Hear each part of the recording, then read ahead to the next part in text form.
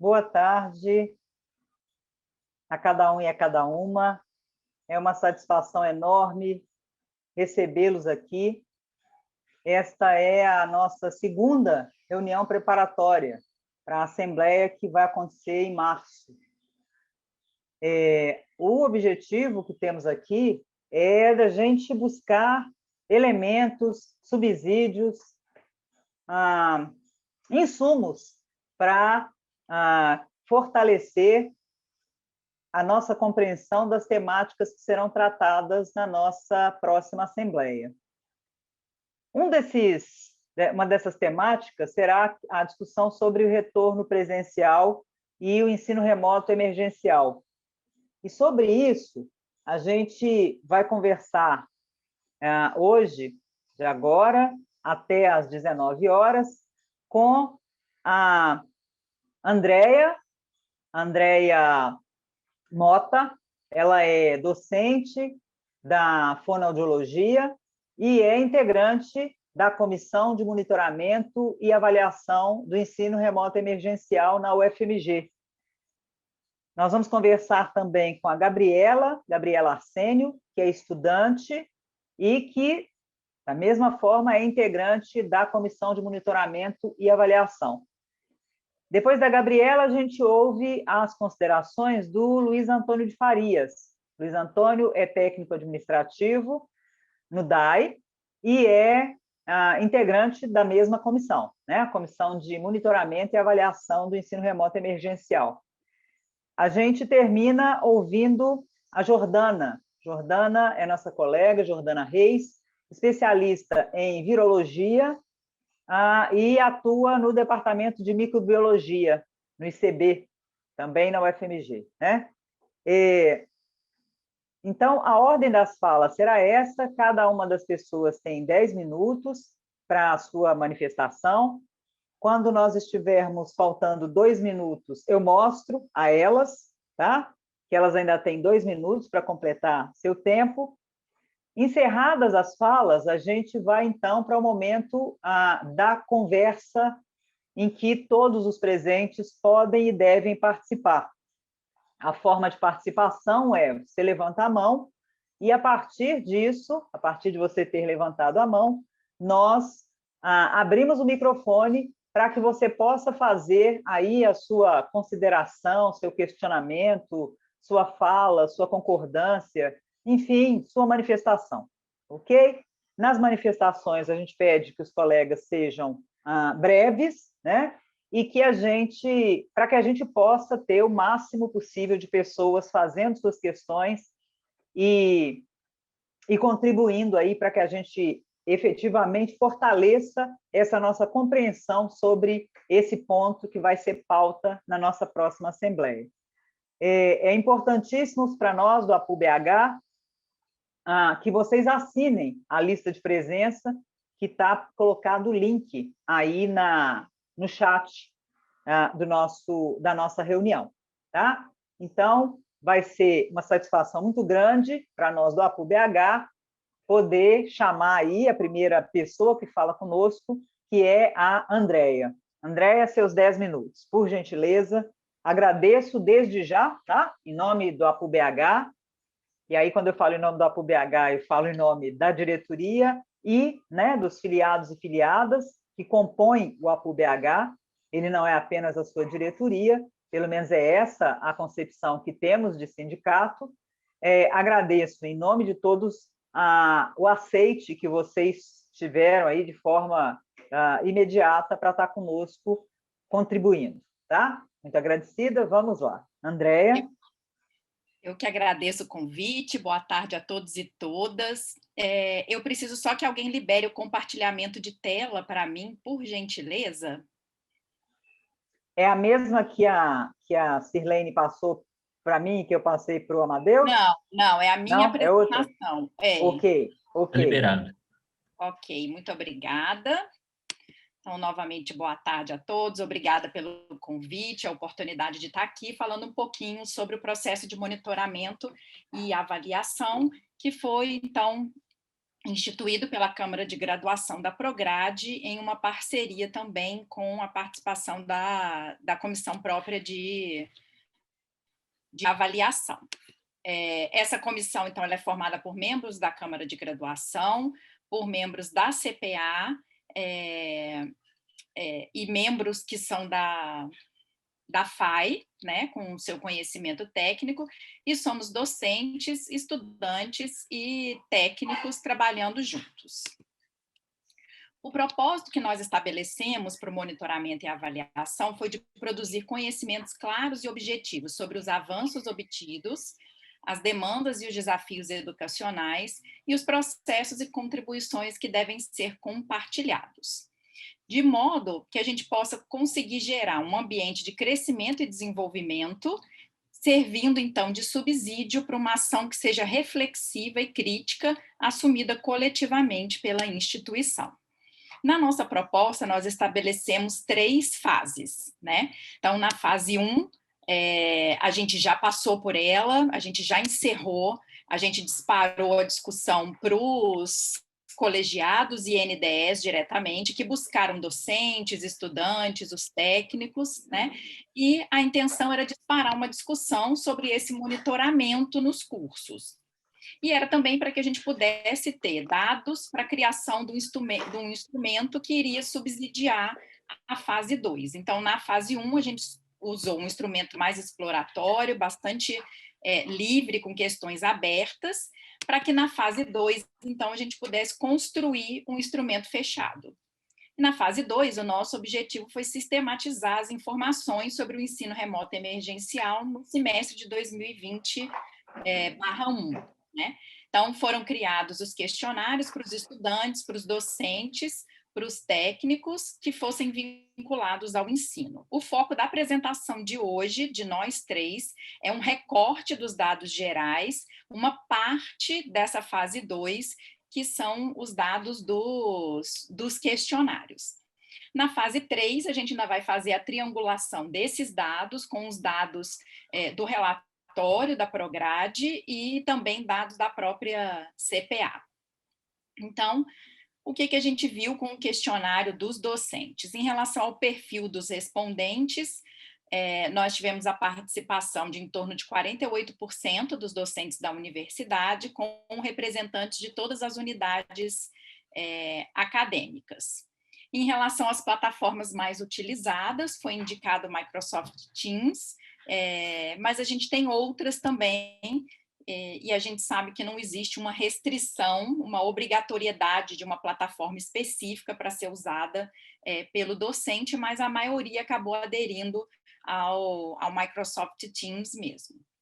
Em relação ao acesso e à inclusão digital, então, havia uma pergunta se o docente adquiriu algum equipamento ou precisou ampliar o seu plano de dados de internet para a realização do ensino remoto, e 71% dos docentes responderam que sim, que tiveram necessidade de fazer algum investimento financeiro para que o ensino remoto pudesse acontecer. Deixa eu só mudar a barra aqui, porque ela está me atrapalhando. Havia também uma pergunta sobre qual a condição do dispositivo de acesso à internet, independente de que tipo de dispositivo que fosse. E a maior parte dos respondentes respondeu que a qualidade era boa dos equipamentos, embora a gente tenha aí um percentual girando em torno de 19,5% de docentes que relatam um equipamento regular ou ruim. A gente perguntou também sobre o acesso à internet, e ele foi considerado bom por mais ou menos metade dos docentes respondentes, mas a gente tem também aí uma taxa em torno de 24,8% de acesso que é considerado regular ou ruim. Então, os docentes também estão de alguma maneira, enfrentando seus desafios em relação ao acesso da internet, né? Em relação às principais fontes de conteúdo disponibilizados aos estudantes, a maioria respondeu que produziu conteúdos digitais, ou sozinho, ou com uma equipe de professores responsável pela disciplina, e nós temos também bastante resposta associada às aulas síncronas. Então, muitos professores optaram por aulas síncronas nesse momento. Perguntamos se o docente identificou, enfrentou algum desafio na relação professor-estudante, e 33,5% responderam que não, mas a gente tem aí uma porcentagem bastante parecida de docentes que enfrentaram dificuldades em todas as disciplinas. Se a gente somar, então, né, todos os sims, a gente vai ver que a resposta de sim ela é bem maior do que a resposta de não. Então, esse é um ponto que a gente identifica que precisa ser trabalhado. Então, isso com certeza é uma coisa que vai constar no nosso relatório, de que a gente precisa pensar em estratégias para melhorar essa relação, né? Em relação à bibliografia, né, disponibilidade do material bibliográfico nas disciplinas, né, quase a metade respondeu que não enfrentou em nenhum tipo de desafio nesse sentido, né, mas também, se a gente somar todos os sims, a gente vai ver que houve aí quase a metade, indicando, um pouco mais da metade, na verdade, indicando que teve esse desafio. Eu acredito que agora isso esteja mais fácil, porque a gente voltou a ter acesso, né, às bibliotecas digitais, então isso facilitou um pouco, e as bibliotecas que não estavam atendendo também voltaram a atender mediante agendamento. Então, eu acredito que essa questão do material bibliográfico é algo que a gente, hoje em dia, já tem uma situação melhor, né? A frequência de monitoramento aos estudantes, né, ela foi alta, então, a maioria dos docentes respondeu que frequentemente ou sempre realizou ações de monitoramento junto aos estudantes, o que é um dado importante, né, para a gente, porque a gente sabe que o monitoramento, a gente pensou, a gente não teve tempo de fazer uma grande apresentação, né, mas as diretrizes, elas preconizam um monitoramento feito pelo docente, feito pela Prograde, que é por meio dessa comissão, né, e feito também pelas instâncias, que aí é onde entra a CPA junto, mas o monitoramento começa dentro de sala de aula, então a gente considera que esse foi um resultado positivo, né? 70% dos docentes responderam que participaram de algum tipo de formação que foi oferecida ou pela UFMG ou por outra instituição para o desenvolvimento do ensino remoto. A gente não consegue saber se quem não participou é porque não precisou ou não buscou isso. Então, o questionário não entrou nesse mérito. Mas 70% participaram de algum tipo de formação, né? Em relação aos desafios na implementação, a maioria indicou que a dificuldade foi a sobrecarga na elaboração dos materiais, e, em segundo lugar, a gente teve a baixa interação e envolvimento dos estudantes com a proposta apresentada. Ao longo do ensino remoto, né, a maioria, metade, né, dos docentes avaliaram que os estudantes tiveram um desempenho bom durante esse período. E em relação aos problemas de saúde, né, quase metade dos docentes, então 44% dos docentes apresentaram algum problema de saúde, né, isso aparece em todos os segmentos que foram avaliados, e 41,5% responderam que estavam satisfeitos com o ensino remoto emergencial. Né? A gente sabe que a gente não está fazendo uma comparação do ensino remoto emergencial com o presencial, a ideia não é a gente verificar se o ensino remoto emergencial é melhor do que o presencial, é simplesmente o que aconteceu, o que foi a vivência dos docentes nesse período. Né? Espero que não tenha ficado tão corrido, eu fiz um recorte, então, das questões que eu achei que eram mais relevantes, e depois a gente pode conversar, então, um pouco mais sobre esses dados no momento da discussão. Agradeço a oportunidade.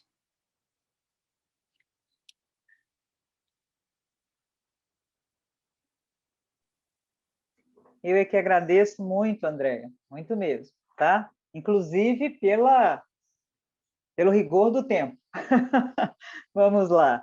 Gabriela, por gentileza, é você.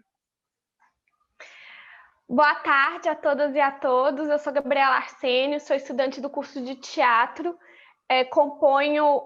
Sou uma das representantes, né, do Diretório Central dos Estudantes, o DCE, uma das coordenadoras. Atualmente também estou no diretório acadêmico da Escola de Belas Artes. Sou militante da União da Juventude Comunista e construo um movimento por uma universidade popular, o MUP.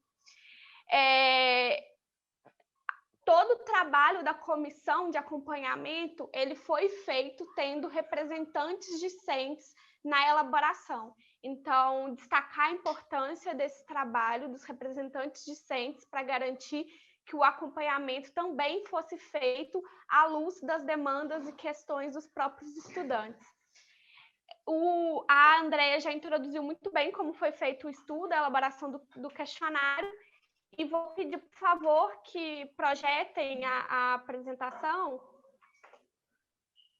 Lembrando que foi feito um recorte, né, do questionário, com algumas questões específicas que foram as centrais a serem colocadas nessa apresentação, e ela está dividida em perguntas que falam sobre perfil do estudante, plataformas, inclusão digital e ensino-aprendizagem. Pode passar para a primeira tela. Perfil dos estudantes. 41% dos estudantes com matrícula ativa em 2020/1 respondeu o questionário, então dá destaque ao que significa isso. É uma parcela significativa, mas não chega nem à metade dos estudantes. E dos respondentes, 56% são do sexo feminino, 44% masculino. A modalidade de ingresso, acima de 40% de cada uma das 9 existentes. Então, nós tivemos uma quantidade significativa. Nós tivemos todas as modalidades de ingresso respondendo ao questionário e todos os cursos também, acima de 30% de todos os cursos da UFMG também responderam, exceto o FIEI, que 18,7% foi esse número. Estudantes com deficiência. Aí tem uma diferença. No sistema UFMG,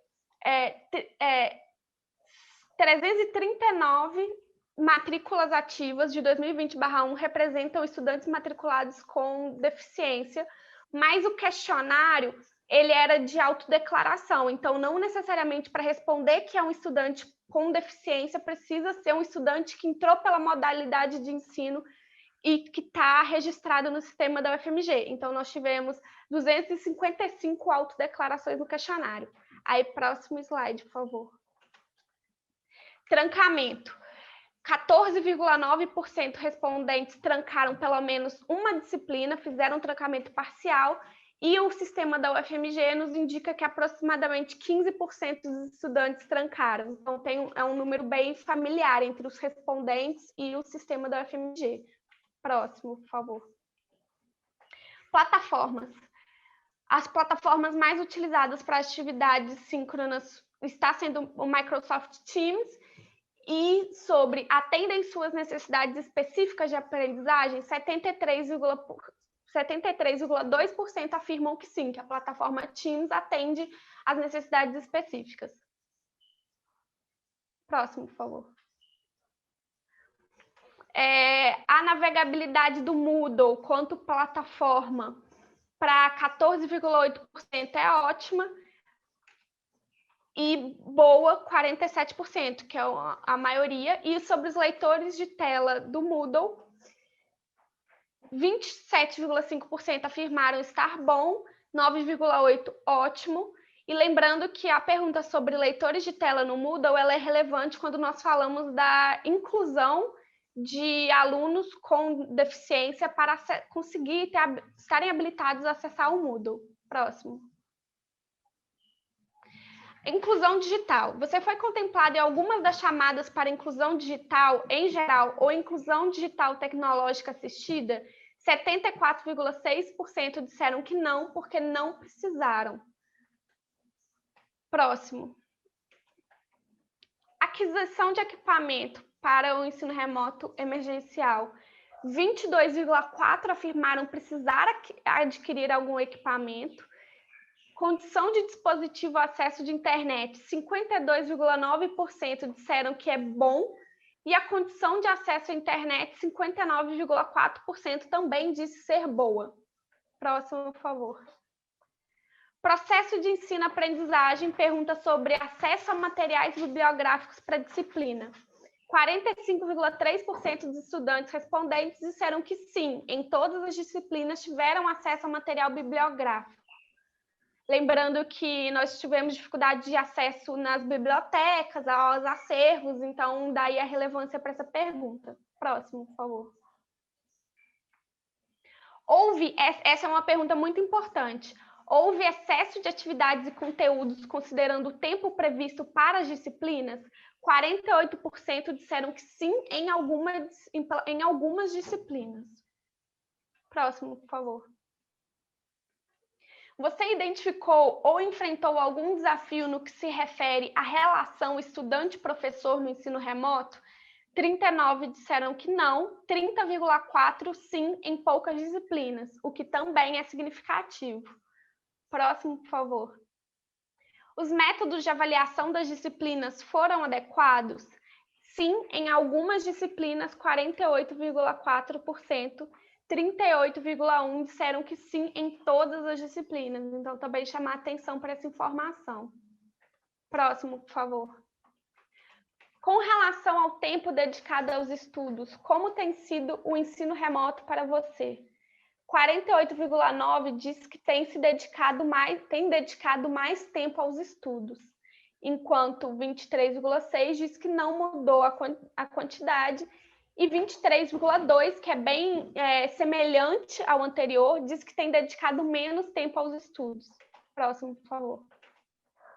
Nível de dificuldade de acompanhamento das atividades. Atividades síncronas, 33,5% dos respondentes têm uma dificuldade média de acompanhamento.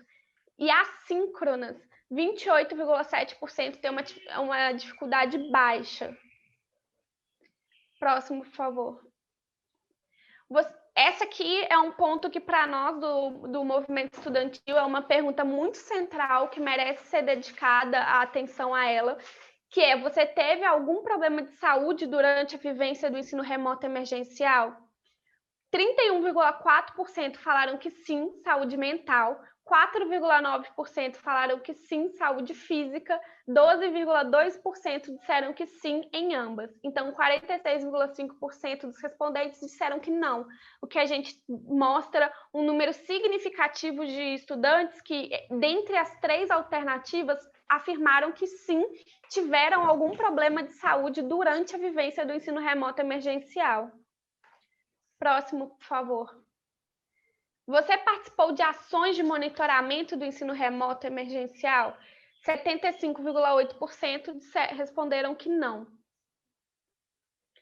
Enquanto as outras opções dizem respeito a acompanhamento em disciplinas, acompanhamento junto ao colegiado, ao NDE, e também a possibilidade de em outras instâncias. Próximo, por favor. E qual o seu nível de satisfação com o ensino remoto emergencial? 37,5% diz não estar nem satisfeito, nem insatisfeito, seguido de 31,6% que diz estar satisfeito, 15,2% está insatisfeito, 7,1% muito satisfeito e 5,4% muito insatisfeito. Esse quadro aí também merece uma dedicação, uma reflexão a o que significa, né? 37,5% respondendo a mesma questão, dizendo que nem satisfeito, nem insatisfeito. E ter um percentual de 15,2% insatisfeitos, né? O que geraria essa insatisfação, por exemplo? Próximo. Gabriela, 2 minutos.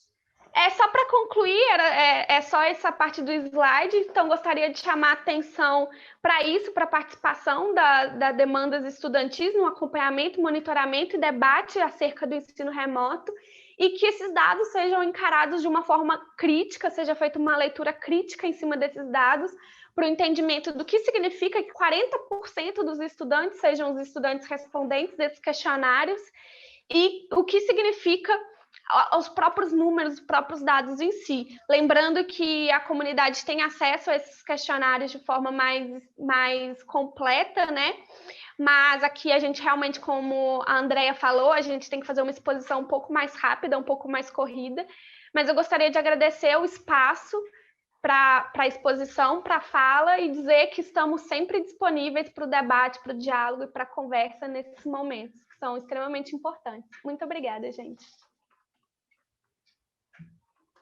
Nós é que agradecemos muito, Gabriela, a sua contribuição e a rigidez do tempo também.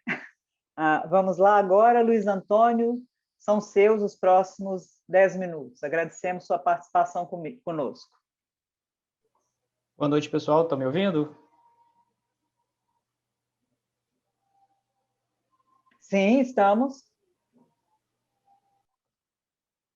Pessoal, enquanto o Luiz coloca aí a projeção, a gente já quer solicitar de uma vez, para diminuir uma pergunta dos participantes, que esse conjunto de slides nos seja depois liberado para que a gente possa encaminhar para os filiados e filiadas do APU-BH. Aí, quem puder depois encaminhar, por gentileza, se vocês puderem passar para a Sirlene, a quem a gente já agradece, porque foi com ela o contato mais direto, né? Gente, só mais uma outra coisa, Luiz, desculpe incomodar seu espaço, né? Mas é porque a gente está com alguém na sala que é alguém que a gente não consegue identificar e que a gente precisa entender o que está acontecendo. Essa pessoa está conosco como sendo um co-anfitrião, só que os funcionários do APU-BH estão me informando aqui que nenhum deles liberou outro login de co-anfitrião. Então, a gente precisa saber quem é a pessoa, porque nós já tiramos da sala 2 vezes e retornou 2 vezes. Como nós estamos no momento, que é um momento delicado em relação a intenções não tão boas, é importante que a gente saiba quem é que está conosco. Claro, lógico, nós não fizemos ainda as apresentações, então a gente não tem como saber se o Zé de Souza, que aparecer aí, é ou não um professor, mas a pessoa está como co-anfitrião nessa reunião e nenhum dos funcionários que estão trabalhando com isso autorizou essa pessoa a ser co-anfitrião. Então, ela foi retirada da sala. Se por acaso algum de vocês que está participando souber quem é, nos informe no chat que a Valdirene, que é uma das funcionárias que está nos assessorando, vai verificar de quem se trata para a gente ver como proceder. Muito agradecida. Luiz, são seus os próximos 10 minutos. Obrigado, gente. Desculpa aí a confusão, porque o notebook, acho que às vezes alguns colegas, né, alguns tais também estão nessa situação que a gente divide, né, o nosso equipamento com a companheira, com o companheiro aí, e essa era a situação que a minha esposa estava tendo aula do mestrado até 5h30 e encaixou certinho com a reunião. Vamos lá, gente. Eu vou fazer a apresentação, agradecer a Andrea e a Gabriela, porque elas já introduziram bem o assunto, né, apresentando os dados de docentes e de estudantes. E agora eu vou trazer o resultado dos técnicos administrativos, né, nessa segunda fase de monitoramento do ensino remoto emergencial da UFMG. Primeira coisa é o perfil dos TAIs, né, dos técnicos administrativos de educação. Nós temos na UFMG hoje um total de 4.211 TAIs com vínculo ativo, né, no primeiro semestre de 2020, esse era o dado. E 996 deles responderam ao monitoramento que a gente fez, ao questionário que a gente fez. Então, 24%. Aonde que esses 24% estão, né? Aonde que esses 996 pessoas estão? Era importante essa pergunta, porque a gente queria saber se eles estavam em contato direto com os estudantes e os alunos, né? Ou se não. E aí a gente descobriu que esses 996 tais, eles estavam distribuídos em 63 das 68 localidades da UFMG. Então, todas essas localidades, né, todas essas localidades que responderam, essas 63 localidades que responderam, elas tiveram 10% de participação ou mais, exceto em 6 delas, que foi o Hospital das Clínicas, com 2,9%, o Departamento de Planejamento, Orçamento e Controle, a Diretoria de Cooperação Institucional, a Escola de Educação Básica e Profissional, o Laboratório de Computação Científica e o Teatro Universitário. Mas a gente pode observar aí que do 2 ao 6 são setores pequenos, né, com poucos tais. E o Hospital das Clínicas faz sentido que ele tenha uma participação baixa também, porque, afinal de contas, o Hospital das Clínicas, os tais que trabalham lá, são 1.184, quase um quarto dos servidores que a gente tem, né? Mais de um quarto dos servidores que a gente tem ativos estão no Hospital das Clínicas, e eles não estão diretamente ligados ao ERE, então faz sentido. Outra coisa é que 22,7%, né? Ou seja, 226 desses 996 tais que responderam, eles trabalham diretamente com os alunos, né? Eles estão ligados a colegiados de curso, né? São 80, ou departamentos ofertantes de disciplina, que são 60 tais, ou então em sessões de ensino, que são 86 tais. Então, foi bem interessante essa participação. A plataforma, a gente perguntou para os tais quais que eles estão utilizando mais. Eu achei interessante porque, como 996 tais responderam, e aí aqui a gente tem um total de 1.996 participações, essa pergunta era uma pergunta que o TAI podia responder 2 ou mais opções, né? Uma ou mais opções. E aí a gente percebeu que os tais estão usando, em média, 2 plataformas, sendo elas o Google Meet e o Zoom as que eles mais estão usando. Então, é interessante porque o Teams ficou em terceiro lugar, né? Sobre inclusão digital, a gente perguntou para os tais se eles adquiriram algum equipamento, né? Notebook, tablet, para poder fazer essa atuação durante o ensino remoto emergencial. E o interessante aqui é pontuar que 1% apenas não adquiriu equipamento e precisou solicitar empréstimo para o UFMG, mas ainda não foi atendido. Então, em geral, todo mundo conseguiu, nesse sentido, a inclusão digital. A gente perguntou se foi necessário fazer ajustes no equipamento que adquiriu, né? E aí, das pessoas que utilizaram, né, que responderam, que já estavam com o equipamento e tal, 33,6% disseram que sim, foram necessários alguns ajustes, e esses ajustes ficaram, então, aí entre 1 e 2 ajustes, né, no teclado, na câmera, no mouse ou microfone. E outros dispositivos aqui pode entrar, por exemplo, né, qualquer outro dispositivo que a pessoa precise e não seja nenhum desses outros já listados. E a condição de acesso à internet também é uma pergunta importante na inclusão digital. A gente percebeu que 96,5% dos tais tinha uma condição de acesso à internet boa ou regular, sendo que boa era um acesso estável, e regular era um acesso instável, mas que não comprometia as atividades. A gente perguntou se teve dificuldade no uso de novos recursos tecnológicos adotados pela universidade. E aí a conclusão que a gente chegou foi que 96,8% deles não teve dificuldades, ou se teve, já conseguiu se adaptar a boa parte dos novos recursos tecnológicos. A gente perguntou também se né, das pessoas que responderam sim a essa pergunta aqui, né, se tiveram dificuldade, aí teve as pessoas que tiveram só no início, teve outras que já conseguiram se adaptar ao uso de boa parte, teve aqueles que, né, aqueles 3,2% que ainda não conseguiu utilizar quase nenhum deles plenamente. Então, a gente perguntou para essas pessoas se elas tiveram dificuldade, se o suporte técnico veio para ajudá-las, né?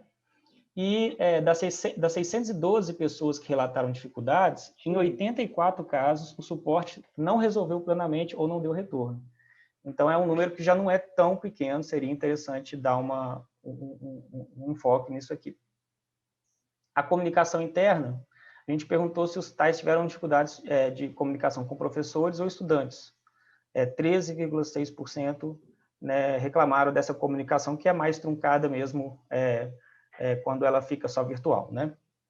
E aí os tipos de dificuldades ficaram bem distribuídos aí, né, entre indisponibilidade do interlocutor, né, inexperiência no uso de novas tecnologias, acesso à internet, plataformas e equipamentos, ou infraestrutura, sendo que infraestrutura foi a dificuldade menor. O ambiente de trabalho, a gente perguntou se eles tiveram dificuldade, né, de adaptação, e 52,2% se adaptaram rapidamente. 30,9% tiveram dificuldades só no início e 16,9% insistem em dizer que as dificuldades persistem. Sobre a demanda, a gente perguntou, né, se o trabalho aumentou ou diminuiu, né, desde que a gente veio para o ensino remoto emergencial. Para 9,3% a demanda diminuiu, para 60,8% o trabalho está igual, e para 29,8% o trabalho aumentou. A gente perguntou também sobre a saúde dos tais, esse é um dos slides, eu acho que mais importantes, que a gente deve olhar com mais atenção, porque a gente pergunta se eles tiveram problema de saúde, e 54,7% apenas disseram que ficaram sem problema de saúde. Eu falo apenas porque eu considero a soma do percentual, né? Não quiseram responder, mas 37% que afirmaram que estavam com problema de saúde, um percentual bem alto, né? E aí a gente perguntou para essas pessoas, né, que responderam que tiveram problema de saúde, se elas estavam conseguindo se cuidar, né, física e mentalmente. 78,5% disseram que sim, que estão se cuidando, 9,2% não responderam e 12,2% disseram, né, que estavam com problema de saúde e não estavam conseguindo se cuidar. Então, também é outra coisa que chama bastante atenção, que não é um percentual baixo, não. Apesar de ser minoritário, não deveria ser desconsiderado. E, por último, a gente perguntou qual que é a satisfação dos tais, né, com o ensino remoto emergencial. 60,2% se disseram satisfeitos ou muito satisfeitos, 30,6% se disseram neutros e 9,2% se disseram insatisfeitos ou muito insatisfeitos. Espero ter ficado aí dentro do tempo. É isso aí. Ficou. Nós agradecemos muito a sua participação. E agora a gente vai ouvir a Jordana. Eu queria pedir a todos os que estão participando conosco que dessem uma atenção especial agora para a fala da Jordana, pelo seguinte: ela tem um outro compromisso, e aí as questões que forem direcionadas a ela vão precisar ser feitas logo depois que terminar a fala, tá? Então, se tiver alguma questão que você quer discutir e que seja sobre o que a Jordana vai trazer agora, você precisa se inscrever para que ela possa fazer essa fala antes. Os demais colegas ficam conosco até às 19h, mas a Jordana sai logo depois que acaba de falar. Então, se tiver alguma questão que precisa ser direcionada a ela especificamente, a gente pede essa atenção, ok? Vamos lá, então. Luiz, muito agradecida pela sua participação. Jordana, uma satisfação enorme tê-la conosco. Os próximos 10 minutos são seus. Annelise, a satisfação é toda minha. Gostaria de agradecer a você, a todos da APUB, a Marisa, né, pela possibilidade de estar aqui compartilhando um pouco do que a gente pensa sobre esse momento da pandemia. Na verdade, eu não preparei nenhuma espécie de apresentação, mas eu queria mostrar para vocês em que ponto que nós estamos, né, da pandemia. Eu sei que todos vocês, de alguma forma, já devem saber, né, em que ponto que nós estamos, mas algumas pessoas ainda estão se sentindo como se fosse num banho-maria, né? Então, é isso aí, a gente pensa naquela analogia de como morre o sapo. Se você coloca o sapo numa água fervente, ele pula. Se você coloca um sapo numa água fria, gostosa, temperatura ambiente, vai esquentando levemente, né? Aos pouquinhos, você vai esquentando a água, esquentando a água, esquentando a água. E esse sapo vai morrer tranquilamente, sem ativar suas defesas, né? Porque não vai perceber que está morrendo em uma água quente, que está em constante aquecimento. Eu vou compartilhar com vocês um gráfico que na verdade ele representa dados da Johns Hopkins University. Vocês estão vendo? Sim. Então, esse gráfico pode ser acessado pelo Google. Ele é na verdade, uma contabilização diária do número de mortes e da média de 7 dias de número de infectados pela Covid-19, infectados pelo SARS-CoV-2, né, o agente etiológico da Covid-19, que nós podemos observar aqui, que nós tivemos aqui no início, né, mais precisamente aí, finalzinho de março, a gente vê uma curva subindo, né, vertiginosamente, assim, né, com uma inclinação muito grande. Logo em seguida, nós vivemos aí, de maio até aproximadamente agosto, um platô, ou seja, não se alteraram a média aí de cada 7 dias, ela sempre ficava aí nos 1.000 infectados durante esse tempo. E aí a gente tem o início de uma queda, né, do número de casos.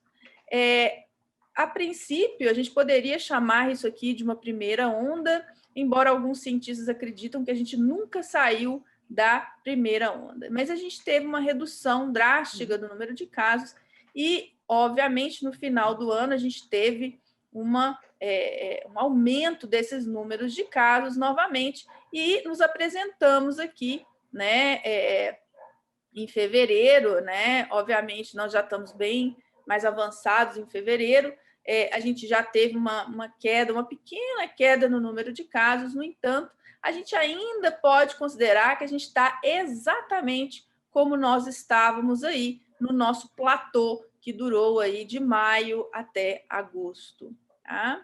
Então, se a gente convoca aí, né, esses dados, obviamente a gente está vendo claramente uma primeira curva e a gente está vendo que nós estamos no pico de uma segunda curva, né?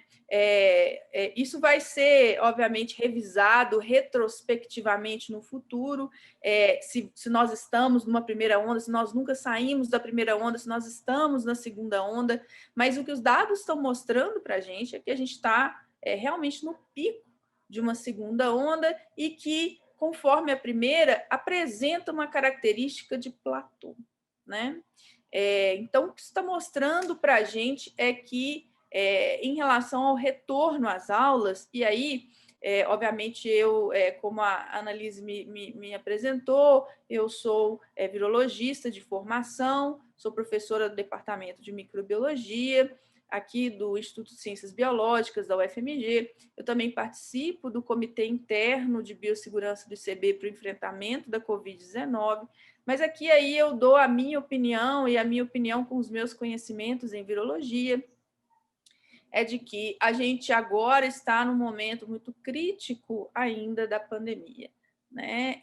E eu, na minha avaliação, o ensino remoto emergencial, ele nunca, obviamente, será igual ao ensino presencial, e especialmente para as nossas aulas práticas aqui da microbiologia, dou minha experiência como docente, a gente não tem, obviamente, como fornecer num sistema online a qualidade das aulas práticas que a gente tinha aqui no nosso sistema presencial, mas, sem sombra de dúvida, retornar agora é alimentar essa curva, é alimentar esse platô.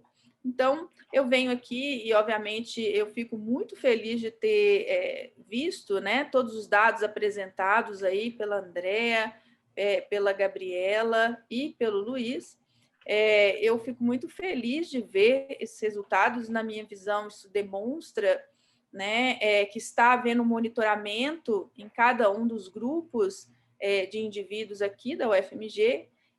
De alguma forma, tem preocupações a serem endereçadas, mas eles demonstram aí um indício de que nós precisamos, nós podemos, né, na verdade, aprimorar nossas estratégias de ensino, mas sem abrir mão do ensino remoto emergencial nesse topo da segunda onda da segunda curva que nós estamos vivendo aí na pandemia de SARS-CoV-2.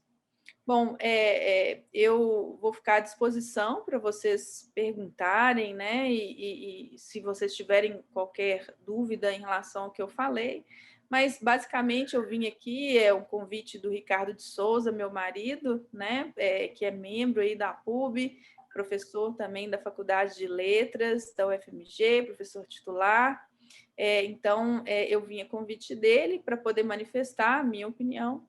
E a minha opinião é de que ainda nós não estamos em condições sanitárias suficientes e seguras para realizar um retorno presencial.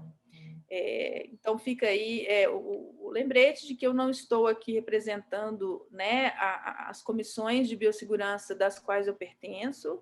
Eu estou aqui apenas dando meu depoimento como docente, como virologista, e compartilhando aqui, né, a minha gratidão ao ensino remoto emergencial, com todas as suas falhas e com todas as suas dificuldades, mas que permitiu a gente continuar as atividades com os alunos de docência, de transferência e fluxo de informação de uma maneira segura e sem desromper, né, e as regras sanitárias que a gente está vivendo hoje. Então, era isso que eu tinha para falar aqui hoje. Agradeço sua participação, Jordana. Assim como agradeço a participação da Andréa Mota, da Gabriela Arsênio, do Luiz Farias, que são representantes da Comissão de Monitoramento e Avaliação do Ensino Remoto Emergencial na UFMG. Eu não vejo aqui no bate-papo ninguém se inscrevendo, e aí agora a gente vai para o momento em que as pessoas vão poder trazer aí suas questões, suas ponderações, suas considerações, suas perguntas, né? Como eu havia dito, inicialmente a gente queria começar com aquelas que forem direcionadas para a professora Jordana, porque Jordana precisa se ausentar dentro de 6 minutos. Eu vi a pergunta, Sirlene. Acontece que a pergunta ela é para a comissão. E como Jordana é a que precisa sair antes, por isso que eu não remeti imediatamente à pergunta.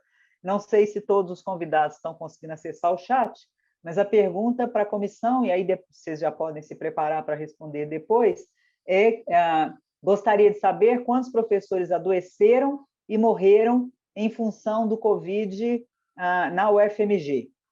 Mas, por enquanto, vamos ver aqui se vem alguma pergunta específica para a Jordana. A pergunta é para a Jordana.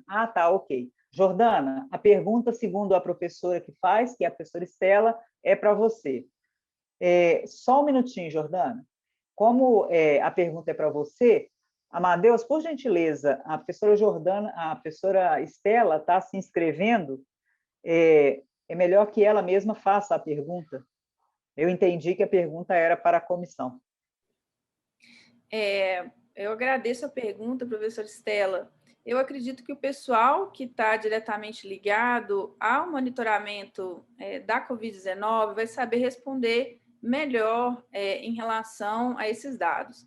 Eu tenho a informação dos dados dos indivíduos que circulam aqui no ICB, eu participo da comissão interna do ICB, para o enfrentamento, né, para o estabelecimento de medidas aqui de segurança para se trabalhar no ICB. O ICB é um dos institutos que mais tem pessoas que precisam realizar atividades presenciais hoje, então uma preocupação muito grande do nosso diretor que tudo esteja, né, de acordo. Então, eu participo dessa comissão que assessora o diretor nas decisões sobre as medidas que a gente vai tomar aqui. Nós temos casos, aqui no ICB nós tivemos casos de Covid-19, a grande maioria deles foram adquiridos por docentes e alguns também alunos. Então, eu acredito que o pessoal que está associado na monitoração da UFMG vai saber responder melhor, talvez a Andrea, nesse caso. No meu caso, eu estou mais associada aqui com os resultados do ICB. Então, o Instituto de Ciências Biológicas é um instituto que precisa muito do trabalho presencial. Então, a gente tem, né, essa preocupação de ter alunos e docentes trabalhando presencialmente para a realização de experimentos, inclusive em Covid-19, em SARS-CoV-2, que é o meu caso, né? Eu trabalho com a doença, eu trabalho com vírus, então eu tenho que exercer atividades laborais presenciais. Eu participo assessorando na comissão interna aqui do ICB para ajudar o diretor a manter a situação do ICB favorável a atividades presenciais seguras e desfavorável para a transmissão do vírus. E nós tivemos casos de docentes que se infectaram. A maioria dos casos são de origem, a infecção se deu origem pela convivência, né, com os seus familiares. Nós tivemos 1 ou 2 casos de indivíduos se infectando quando o ICB, né, pesquisadores do ICB auxiliaram no diagnóstico de SARS-CoV-2, então a gente teve uma infecção ocupacional. Ao meu saber, a gente não teve casos de mortes de indivíduos, aí eu falo do ICB, que é onde vai o meu conhecimento, de morte de indivíduos trabalhando presencialmente aqui no ICB. Nós tivemos, sim, vários docentes aposentados que se infectaram e faleceram, mas não em exercício, tá? Isso é até onde vai o meu conhecimento. A gente precisa, isso até na última reunião, que foi em janeiro, eu preciso de ter esses dados mais atualizados para a gente poder saber. Mas eu acredito que a equipe mesmo de monitoramento vai ser mais acurada para poder falar esses dados. Ok, Estela? Jordana, tem uma pergunta da professora Guiomar que é para você. Amadeu, você, por gentileza, libera a Guiomar aí para ela fazer a pergunta para a Jordana? Obrigada, né, a colega, a professora Jordana, pela exposição. Eu queria saber se existe algum estudo ou projeção de qual seria, a gente sabe, né, até o momento, pelo menos, o cenário pessimista, que a vacina está indo muito devagar, né, vai custar chegar, tem muitos estabelecimentos abertos, que as transmissões estão altas, então, assim, todas as prospecções não vai diminuir tão cedo.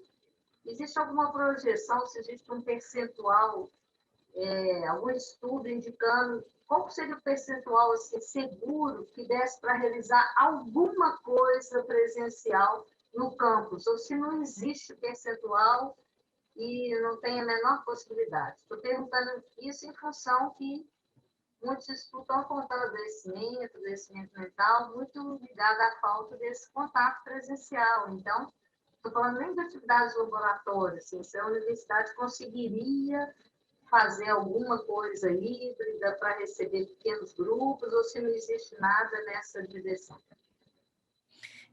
Guiomar, existe um estudo que foi feito, e existem, na verdade, não apenas um, existem vários estudos de modelagem matemática para poder tentar prever quando que nós vamos ter o final da pandemia, o final das primeiras, segundas e terceiras curvas. Todos os estudos matemáticos que a gente tem, eles falharam na sua previsão. Então, o primeiro estudo grande que saiu foi um estudo, inclusive, da UFMG, prevendo 2,5 milhões de indivíduos infectados no Brasil, e hoje nós já estamos aí na marca dos 10 milhões.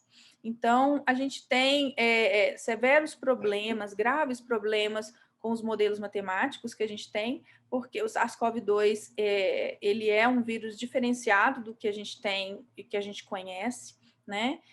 A gente tem uma taxa de mutação que, apesar de não ser significativa, igual, por exemplo, a taxa de mutação do HIV, ele tem apresentado muitas dificuldades, porque ele tem gerado novas variantes. Essas variantes, algumas delas não são susceptíveis aos anticorpos neutralizantes gerados pelas vacinas, por algumas vacinas, tá? Não todas, e isso é preocupante. A estimativa inicial que se tinha lá em 2020 era de que seria necessário imunizar 70% da população para que a gente pudesse ter o que a gente chamava de imunidade rebanho, né? Então, 70% da imunização da população deveria ser feita para que a gente pudesse voltar e retornar com segurança, né? Fazer um retorno presencial com segurança. A gente não sabe como que funciona agora, sabendo que algumas vacinas não vão ser efetivas para algumas das variantes. As vacinas vão ser excelentes porque elas vão diminuir a circulação viral. A gente tem mais de 400 variantes do SARS-CoV-2 hoje. Então, as vacinas são efetivas para a grande maioria dessas variantes. Então, vai ser muito importante as vacinas para diminuir a circulação viral e diminuir a produção dessas novas variantes que estão acontecendo aí numa expectativa aí de a cada 15 dias a gente tem novas variantes, né? Então, as expectativas, os estudos, as modelagens, elas existem, no entanto, elas não foram confiáveis como a gente acreditava, né, Guiomar? Então, fica esse problema aí que a gente está tendo. O que a gente sabe, e aí a gente sabe mesmo, isso já foi feito estudo, é que o isolamento social ele está associado com uma queda do número de casos, o uso de máscaras, ele já está bem adiantado, né, que o uso de máscaras ele reduz a transmissão do vírus. Então, essas medidas efetivas seriam excelentes, por exemplo, se combinadas, né, num esquema que a gente pudesse realizar. Se a gente tivesse uma infraestrutura na UFMG onde a gente pudesse manter isso nas unidades, né, a gente poderia cogitar um sistema híbrido, né? Um sistema híbrido seria o ideal para a gente poder diminuir esses problemas de saúde mental, que também me preocupam muito, né? E, ao mesmo tempo, a gente também conter, né, continuar evitando a transmissibilidade, o aumento da transmissibilidade da propagação do vírus. Mas eu acho que isso tem que ser visto com cuidado, sabe? E a gente tem que alinhar isso às políticas de vacinação dos professores, especialmente os professores do grupo de risco, né? É muito complicado, na minha opinião, a gente fazer um retorno presencial sem a vacinação dos professores que estão no grupo de risco, né? Obviamente, a gente tem que pensar nos alunos também que estão no grupo de risco, porque a gente diminui a chance dos próprios alunos a terem acesso às aulas. Se a gente colocar um estudo híbrido, a gente vai ter como atividade presencial algo obrigatório, né? Inclusive, isso pode gerar, né, um apartheid aí social grande, né, entre pessoas do grupo de risco e pessoas que estão fora do grupo de risco. Pessoas vacinadas de pessoas não vacinadas. Então, é muito cauteloso essa questão do estudo híbrido e o retorno de atividades presenciais sem uma política de vacinas que, nesse caso, tem que ser agora mais agressiva. Eu não sei se eu consegui responder a sua pergunta, Guiomar. Obrigada, respondeu sim. Obrigada. A gente que agradece a sua participação, Guiomar. Saudade você. Jordana, muito agradecida, então, pela sua participação conosco. Não há no chat, pelo menos, mais questões direcionadas especificamente a você. Então, agora, gente, estejam à vontade para trazer aí suas considerações, suas questões para os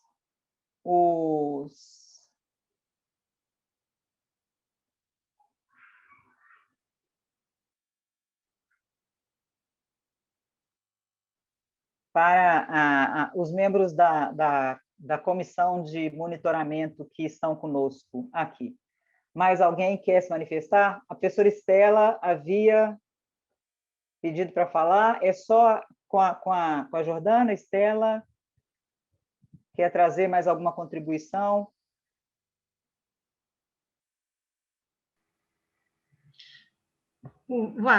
Estou seguindo a orientação aí da coordenação da reunião.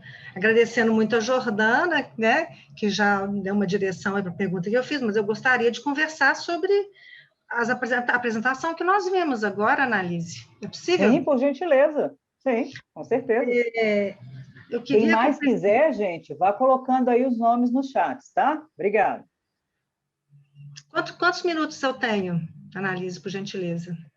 A gente só pede para não se estender muito, para que outros possam também, tá? Mas não tem nada marcado, não. Fique à vontade. Vamos lá. Boa noite, gente. Né? Muito tempo que eu não estou com vocês.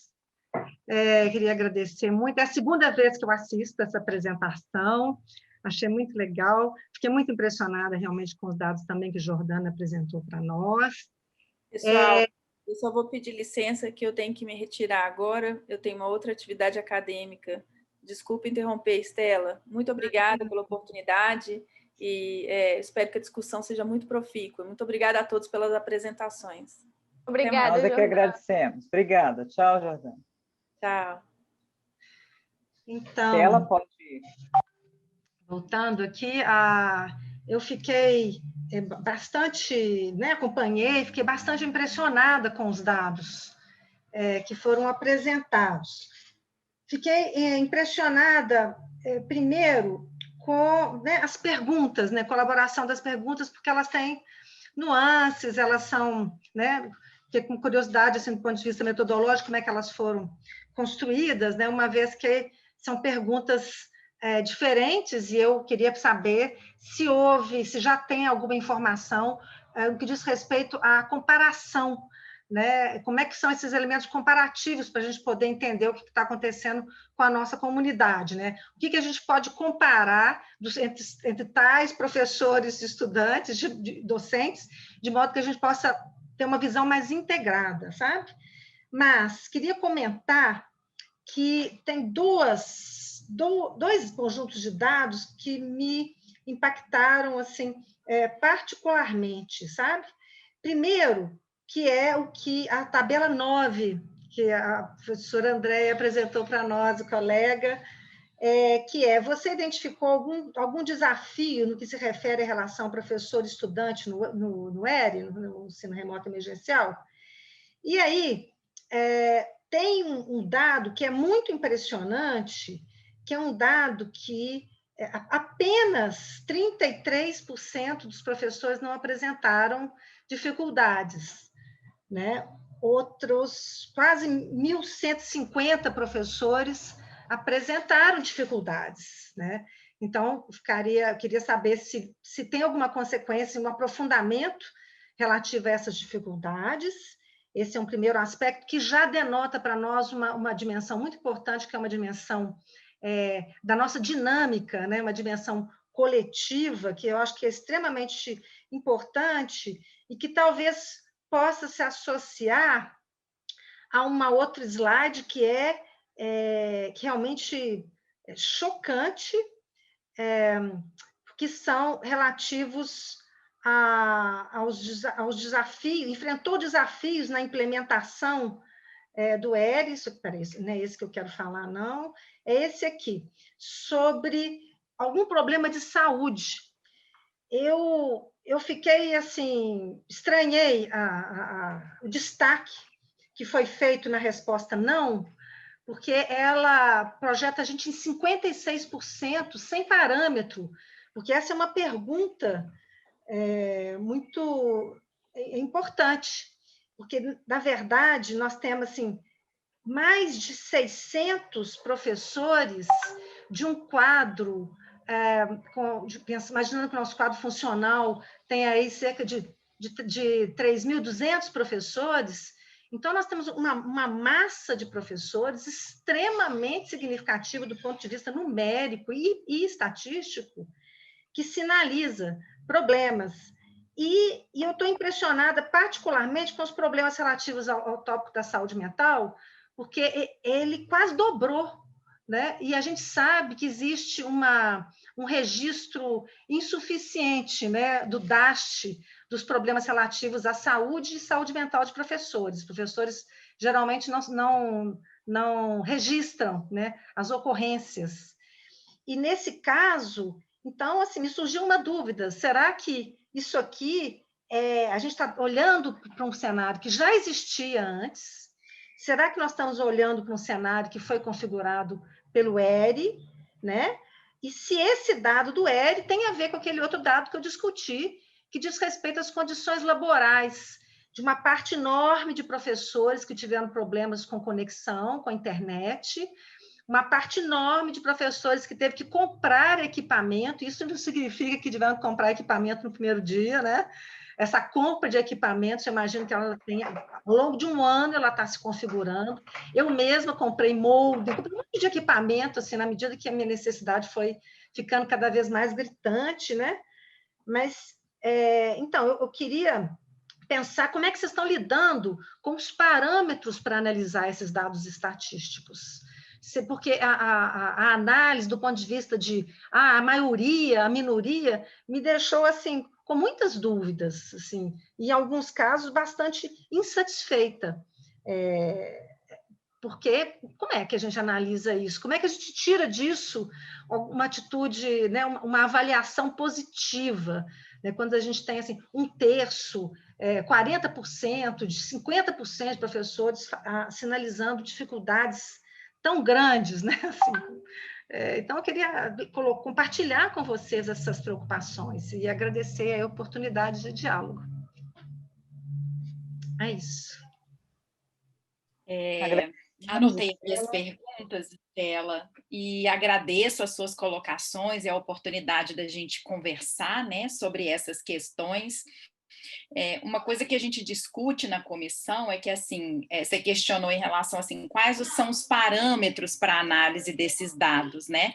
Uma coisa que eu acho que a gente nunca fez, né? A gente nunca fez monitoramento do ensino. Então, a gente realmente não tem parâmetro.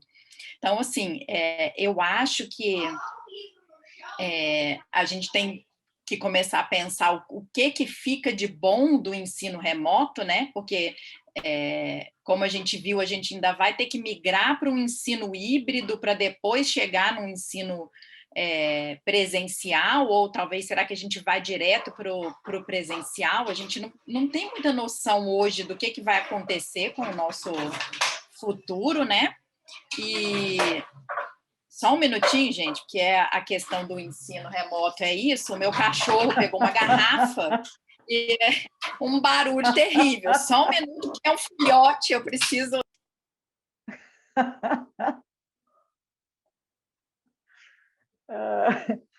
E isso é muito interessante, André, porque, na verdade, é o trabalho que invade a casa, né? Sim, então, sim. Ele está na casa.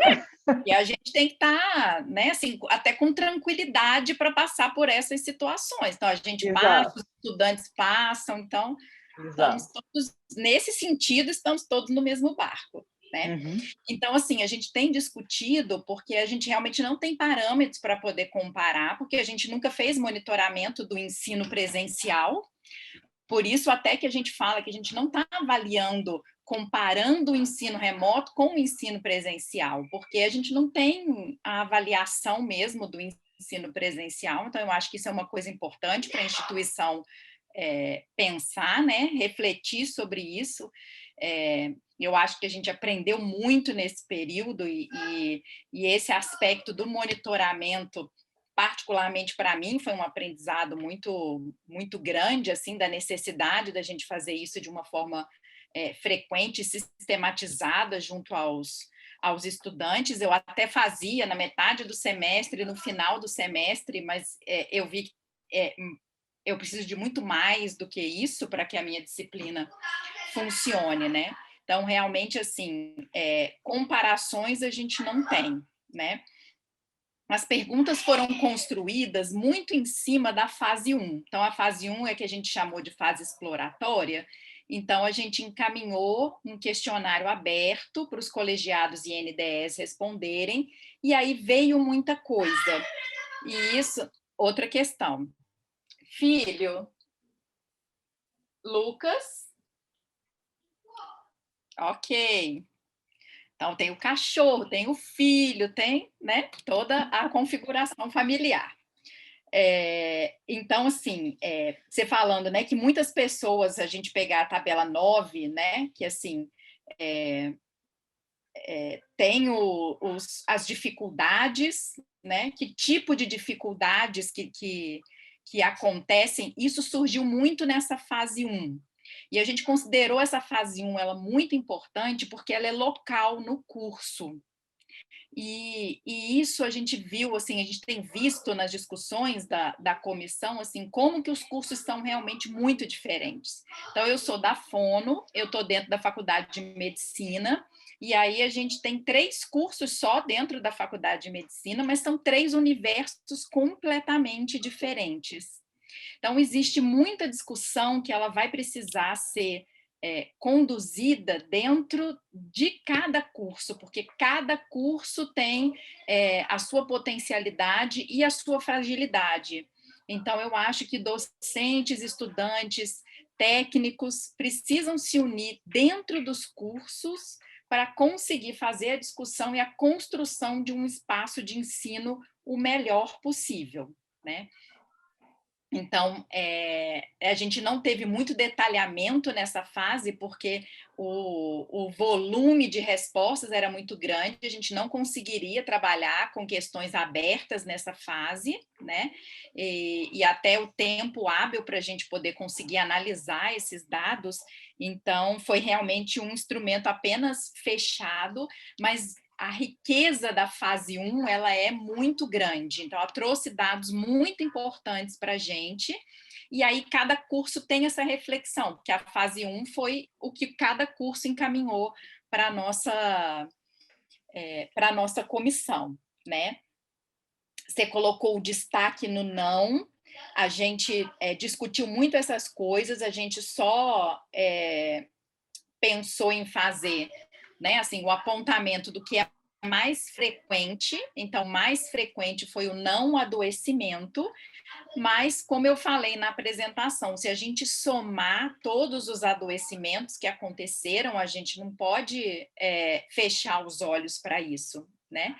A gente não tem como afirmar que eles são decorrentes do ensino remoto, quanto que o fundo de pandemia, né, por si só já contribuiu para isso, como você colocou, quanto que já existia antes, justamente porque a gente não tem esses dados de comparação, né?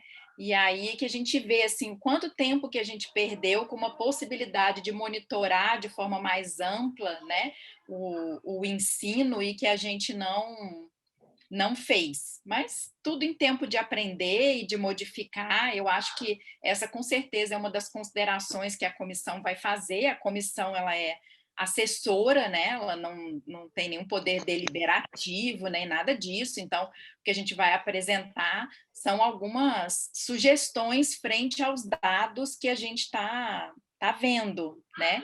E uma das coisas que a gente precisa apontar é uma necessidade de um monitoramento de qualquer forma de ensino que aconteça, um cuidado especial com a saúde de todos os envolvidos, porque isso é muito marcante para a gente, né? Nos 3 segmentos a gente tem esse alto índice de indicação de adoecimento, então isso é bastante relevante. Não sei se eu respondi todas as suas perguntas, se você queria fazer alguma outra colocação, Estela. Não, na verdade, assim, agradecer, porque eu acho que nós estamos abrindo uma discussão, né? Mas escutar os colegas são as primeiras questões que me ocorrem, assim. Tem muitas questões, mas não quero monopolizar aqui o debate hoje, não. Mas fico agradecida e queria ter acesso ao relatório, Andréia. Você acha que já está disponível? Não, a gente está ainda numa fase, a gente tem, por enquanto, só os dados descritivos. A Prograde tem uma estatística e ela vai trabalhar também com uma associação, né, entre as variáveis, vai fazer uma análise bivariada. Então, o relatório vai estar pronto quando ele tiver tanto a descritiva quanto a análise inferencial. Então, por isso que ele não está disponível ainda, porque ele está em construção. Então, a gente pediu, pelo menos para ela acelerar os dados descritivos, para a gente poder já conseguir compartilhar com a comunidade, mas ela está terminando de fazer essa análise para ir, com certeza, todos eles vão estar disponíveis para todas as pessoas. Muito obrigada, viu, Andréia? Obrigada a todos. Agradeço. A gente agradece a participação, Estela. Sirlene é a próxima pessoa que quer aí fazer pergunta. E aí, gente, pela questão do horário, estamos entendendo que são as últimas questões, depois a gente passa de volta para que Andréia, Gabriela e Luiz façam suas considerações finais. Sirlene, sua vez. E aí quero, de público aqui, agradecer muito a colega Sirlene, que se empenhou aí bastante para que a gente tivesse conseguido reunir todo esse povo que tanto contribuiu aí para a gente pensar que a questão do ensino remoto emergencial vai para além daquilo que cada um de nós está vivendo, né? Vamos lá, Sirlene? Vamos lá. Sim, e por gentileza, nós precisamos que vocês assinem a lista de presença, tá? A Val está aqui me cutucando, que tem muita gente que não assinou ainda a lista de presença. Sirlene? Bom, boa noite a todas e a todos. Agradeço imensamente a participação da Andréia, da Gabriela, do Luiz, né, trazer para a gente esses dados e a participação de todos aqueles que estão aqui conosco hoje. E eu acho bem importante assim, esses apontamentos feitos pela Estela, e aí eu já estava aqui elaborando aqui algumas coisas a partir dos dados que vocês apresentaram, e eu acho que, e aí me fez sim, um pouco mais de sentido, embora a Andréia comentou, né, que não tem um parâmetro para análise, mas eu acho que tem alguns apontamentos aqui que eu vou falar, que eu acho que dá para fazer, não sei como que, eu não sei exatamente como é que vai ser essa terceira fase, né, mas eu acho que dá para levar isso para essa terceira fase, enfim, a gente precisa pensar, né, de forma mais detalhada. E um dos dados que me chamou muita atenção é o dado que se refere ao monitoramento, né? De acordo com os dados apresentados pela Andréia, a gente tem ali um número de 42% e de 33% de professores que no questionário responderam que faz esse monitoramento, né? E nós temos aí, quando a gente vai para as respostas dos alunos, a gente vê um percentual de 75% que dizem que não foi feito nenhum tipo de monitoramento, né? Então, eu queria saber, assim, na verdade, se é um dado, do meu ponto de vista, significativo. E dali, eu acho que dá para pensar, então, que monitoramento é esse? Porque pode ter aí diferenças, né? Entender que monitoramento é esse, né? E então eu entendo que isso é uma preocupação que deve ser levada, na verdade não é uma questão que eu estou fazendo, mas é um apontamento, né? Que eu acho que tem que ser considerado, então eu acho que dá para fazer essa comparação, mesmo que ela não seja uma comparação com estudos e com monitoramento presencial, mas no próprio estudo é possível da gente levantar algumas hipóteses, né? Só isso mesmo que eu queria falar. Muito interessante essa sua colocação mesmo, assim, eu lembrei de uma situação que eu vivi lá no ambulatório de fonoaudiologia, a gente fez um estudo perguntando para as famílias se elas recebiam a orientação dos fonoaudiólogos, e eu era, dos estudantes, né, eu era professora de um dos ambulatórios e eu via os alunos ministrando as orientações, mas elas aconteciam muito na sala de espera. E aí, na hora que eles foram responder os questionários, eles disseram que eles não recebiam orientação. Então, assim, o que é orientação para o estudante, o que é orientação para a família? E aí, nesse caso, é o que você colocou, o que é monitoramento para o estudante, o que é monitoramento para o docente, né? Então, isso eu acho que é uma coisa que vai ser importante, sim, da gente discutir e colocar nessas reflexões, né, porque esse relatório final nosso, que não é nem esse relatório, né, por segmento, ele, na verdade, vai ter alguns apontamentos das reflexões mesmo que a gente fez em cima desses dados que foram aparecendo, e com certeza esse é um que a gente vai chamar a atenção. Não que a gente ache que os professores estão mentindo que não fazem monitoramento, mas o que é fazer monitoramento, né? Isso é uma reflexão muito importante mesmo. Não sei se Gabriela, se Luiz querem completar com alguma colocação. É isso mesmo, professor. Eu acho que acontece demais isso. A gente percebe que a gente passa uma orientação, a gente faz atendimento nos nossos setores, né? A gente passa informação e às vezes a pessoa acaba de sair do nosso setor, vai conversar com o outro do lado, fala, você, né? E pergunta se passaram para... Não, mas se não passaram isso, entendeu? E aí a pessoa, é disso que você está perguntando. Então, eu acho que essas inconsistências, elas podem acontecer mesmo. E uma coisa que eu queria comentar também, dentro da pergunta ainda da professora Estela, primeira pergunta que a professora fez para a professora Andréia, é disso também, né, André? Que a gente não tem parâmetro para poder comentar. Então, na minha visão, quando eu montei a apresentação dos dados dos TAIs, eu vi lá 12% de servidores que estão doentes e não estão conseguindo se tratar, e eu falei, não é possível, entendeu? E eu vi lá também que só 57% estão saudáveis, e era a maioria, mas eu achei que valia mais a pena ressaltar os 57, não, 53. Enfim, eu achei que valia mais a pena ressaltar os quase 50% de pessoas que não responderam ou que falaram que estavam doentes. Por causa disso, porque a gente não tem parâmetro, mas me parece estranho, porque eu fico pensando, né, nos setores onde eu trabalho no quinto andar da reitoria. Poxa, se 50% das pessoas estavam doentes quando a gente estava no presencial, eu fico pensando, ou quase 50%, né, estavam com algum tipo de doença, né, física ou psicológica. Será que era assim mesmo e eu nem percebia? Era mais ou menos isso. É a única forma que eu tenho de achar parâmetros é essa. É isso. Obrigada, Luiz. Gabriela, quer trazer suas palavras finais para nós? Sim, queria salientar 3 pontos, na verdade. O primeiro deles tem muito a ver com o que o Luiz acabou de falar.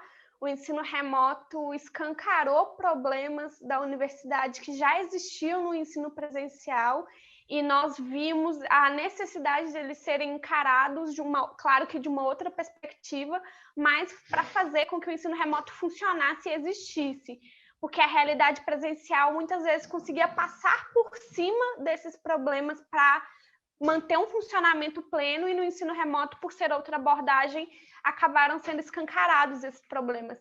Então, tudo que diz respeito à discussão sobre... Nós estamos vivendo um momento de crise, onde tem um agravamento, onde tudo está nos extremos. Então, se estamos debatendo muito saúde mental, a universidade já debatia antes, mas eu acredito que agora a gente encara com mais urgência o debate sobre a saúde mental, que já era uma questão entre os estudantes e entre os trabalhadores da educação antes. As questões de democratização do acesso às tecnologias necessárias para as aulas, que também é uma questão no ensino presencial, tudo diz respeito à democratização de acesso. Então, o ensino remoto escancara muitas dessas questões que no ensino presencial haviam ainda modos de passar por cima e que a coisa ainda funcionasse apesar disso. Então, acho que isso também tem a ver, né, com essa questão da pensar as realidades em contraste. E um ponto específico também que eu queria colocar é que esse questionário foi feito em um momento específico do ensino remoto, no início, na implementação. E a evolução no tempo, nós já estamos no segundo período remoto, provavelmente teremos um terceiro, provavelmente teremos um quarto. Então, pensar sempre no quanto as coisas vão evoluir, não necessariamente melhorar.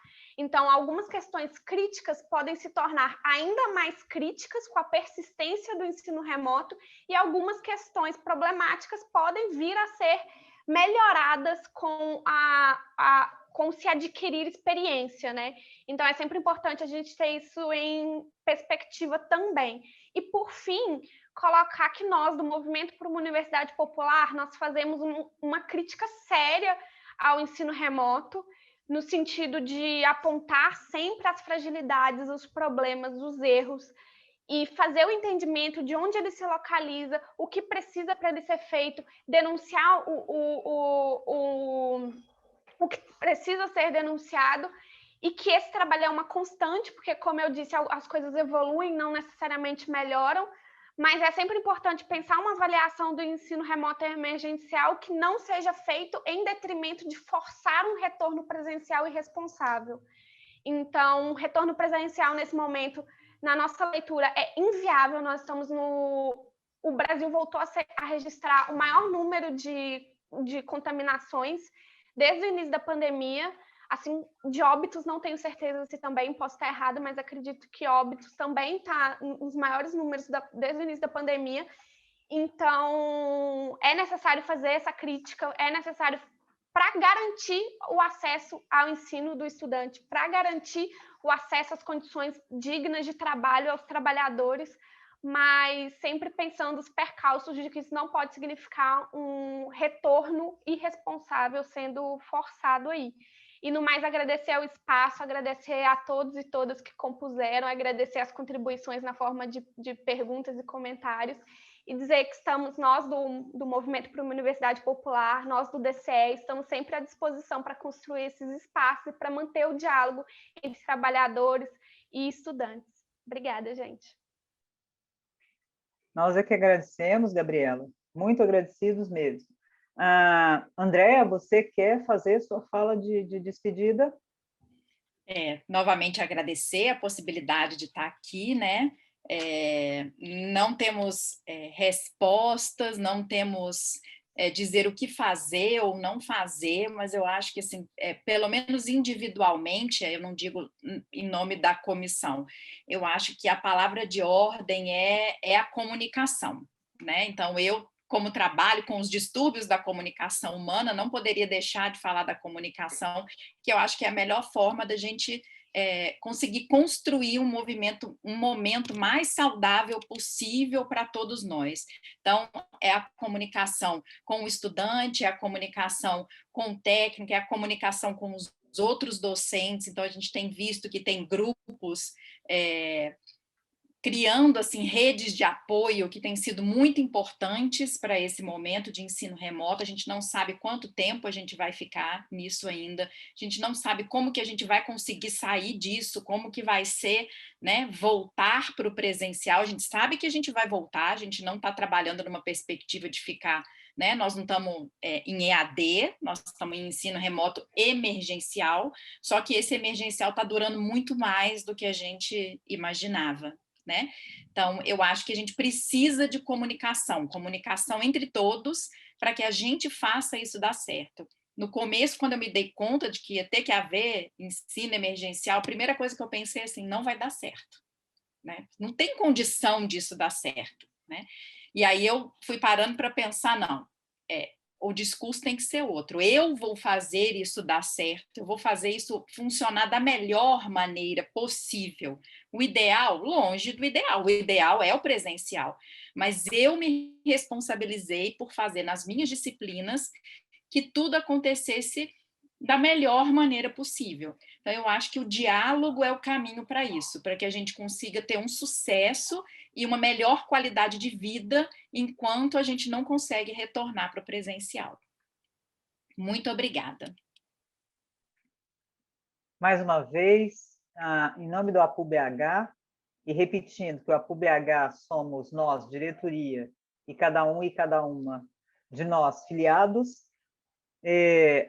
agradeço Andréa, Gabriela, Luiz, a Jordana, que já foi, e agradeço a cada um e a cada uma de vocês que estiveram aqui conosco hoje e que aceitaram esse convite do vamos lá conversar a respeito, vamos lá nos preparar, vamos lá nos subsidiar, para que quando estivermos na nossa próxima assembleia, essa temática não nos pareça estranha e que a gente tenha mais argumentos, inclusive, para dizer por que é que nós não queremos que o ensino remoto emergencial passe a ser permanente. Agradecer muito, tá, a presença de cada um de vocês, agradecer mais uma vez a Sirlene pelo contato que fez aí com as pessoas convidadas que estiveram conosco hoje, agradecer aos funcionários, Amadeus, Simone, Val, vocês são preciosos, viu? Muitíssimo agradecida, Boa noite para quem vai descansar, bom descanso. Para quem vai começar o terceiro turno, vamos que vamos. Tudo de melhor, gente. Obrigadíssima, viu? E se vocês puderem passar o material, passem para a Sirlene, que depois ela dá para a gente dá um jeito de colocar lá no site do APU-BH, tá? Ou então disponibilizar de outras maneiras para os sindicalizados, tá bom? Obrigadíssima, gente. Tudo de melhor. E podem ficar tranquilos, tá? Vocês três que falaram e tal, né? Depois vou até falar isso para a Jordana também. Podem ficar tranquilos, porque nós já detectamos quem era a pessoa que estava com o nome do APUB aí, que a gente, naquela hora, não sabia, né? Quem é exatamente, né? Nesses momentos que a gente vive, isso é preocupante. Mas está tudo tranquilo, tá bom? Muito agradecidos. Tudo de melhor, gente. Saúde, paz, vacina. E a derrubada da PEC 186, porque senão lá se vai mais dinheiro da saúde e da educação embora, né?